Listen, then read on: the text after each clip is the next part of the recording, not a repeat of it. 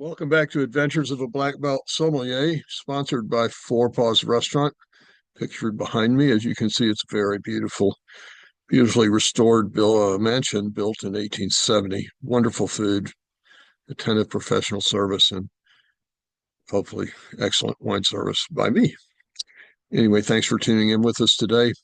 I used to own a restaurant in Nashville. This is, oh gosh, 30 years ago, 35 years ago, called F. Scott's. It was really, I think, well, I was very proud of it. I thought it was a really excellent restaurant. But my servers started asking me why we didn't serve Caesar salad. Every restaurant serves Caesar salad. We need to serve Caesar salad. The customers are asking us for Caesar salad. And my response was always, the problem with Caesar salad is no matter how good yours is, the customer always thinks that there's a better one. They've always got their favorite that's better than yours. And I just would rather avoid that. And eventually I decided, well, why don't we just make sure we have the best Caesar salad? And then we won't have to worry about our guests, comparing them with someone else's, comparing ours with someone else's. So we started experimenting and we worked on this recipe for my chef, Josh Weekly, and I worked on this recipe for quite a while to get it to the point that we could serve a Caesar salad that we thought was the best anywhere. And once we started serving it, our guests started telling us this is the best Caesar salad I've ever had. So I thought I would share my recipe that Josh and I developed back then, way back then. There are two keys to this. One is high quality ingredients. So the olive oil is important, very high quality olive oil, not, bargain basement olive oil, and very high quality Parmigiano, not the kind that comes already shredded in a tub. Uh, it's worth a trip to a good cheese shop to get an excellent Parmigiano, but you can get good Parmigiano at most grocery stores. Just don't buy that stuff that's already shredded in the plastic tub. Um, and also, key is that all the ingredients are room temperature when you use them. So here are the ingredients: one extra large egg yolk at room temperature, 2 teaspoons of Grey Poupon Dijon mustard, 2 large garlic cloves. So large garlic cloves, fairly roughly chopped.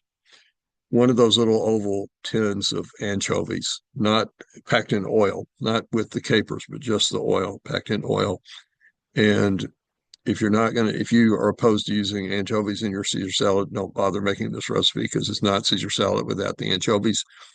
It's just ranch dressing, and it won't. So I'm just telling you, if you don't want to use anchovies, don't bother making this recipe because it's not going to be special if you don't use anchovies. Just use the whole little tin of anchovies packed in oil.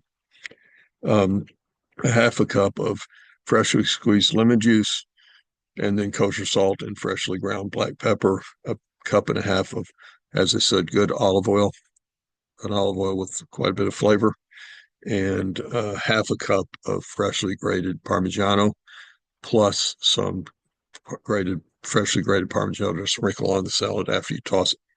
So couldn't be easier. You put everything in like a Waring blender, a stand blender like this, a Waring blender, or you can use a food processor. Put everything in there except the olive oil and the cheese.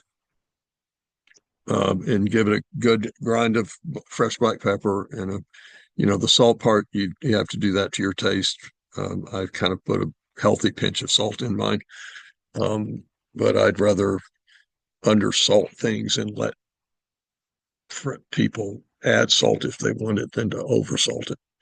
So put everything but the olive oil and the cheese in a blender or a food processor. Put the top on. Open up that little place where you can add things. Turn it on and slowly add the olive oil in a stream. And after all the olive oil is added, let it run for a couple of minutes until it gets thick. It'll take, not really a couple of minutes. It'll take about 30 seconds after it's all added for it to get thick. Then dump the the freshly grated Parmigiano in there, pulse it maybe 3 times, 2 or 3 times to get the cheese incorporated into the dressing. Taste it, add some salt if you think it needs salt, and then put it in some kind of non-reactive container and put it in the refrigerator. This is another key thing. It is a lot better if you let it chill before you use it. Then you need, fresh romaine lettuce, rinsed, chopped, however size you want the romaine to be. That's a personal choice. And then we made bread, Parmesan garlic bread that we made croutons from to serve. One of the reasons that our Caesar salad is so good is the bread was actually specifically made to produce croutons for the salad. But you can get Parmesan, croutons in the grocery store, um, or make your own croutons. But I would personally, I just buy the grocery store croutons. So take make sure the lettuce is cold and dry. Make sure the dressing is cold. Toss the lettuce with the dressing to however much you want, however much dressing per lettuce you like. I like dressing. I like sauce. I put a lot of dressing on it, and it is important to use romaine because the dressing is heavy, and if you use a less kind of stiff lettuce, it doesn't work well. Romaine is really the lettuce type of lettuce that you need to use for this to do well. So toss the salad, the lettuce with the dressing, um, and then add the croutons and toss it again. Just put it on the plate. Um, Sprinkle some more grated Parmigiano on top. Just a couple of twists of black pepper. I promise you, best Caesar salad you've ever had. Don't leave out the anchovies. We served it with a little piece of smoked salmon and a horseradish cream sauce for lunch. And man, it was really good. People just loved it. And then we served it as just by itself as an appetizer, salad course at dinner. And we got rave reviews. So try it out. Let me know how it turns out. I hope it works well for you. Hope you enjoy it. And thanks for tuning into Adventures of Black Belt Sommelier. And come by see me for a glass of wine at Four Paws sometime soon if you're in the Twin Cities. We have in our wine cellar the Wine Spectator Wine of the Year, the 2021 Del Melcher, and the #3 wine on Wine Spectator's list of the top 100 wines in the world last year, the 2021 Tignanello. We have both. You can have the #1 wine and the #3 wine on Wine Spectator's top 100 list for 2024 with dinner tonight, if you like. We're going to be really busy this weekend and next week, so maybe come tonight or tomorrow night or the week after, but because Valentine's Day is just crazy. Thanks for tuning in.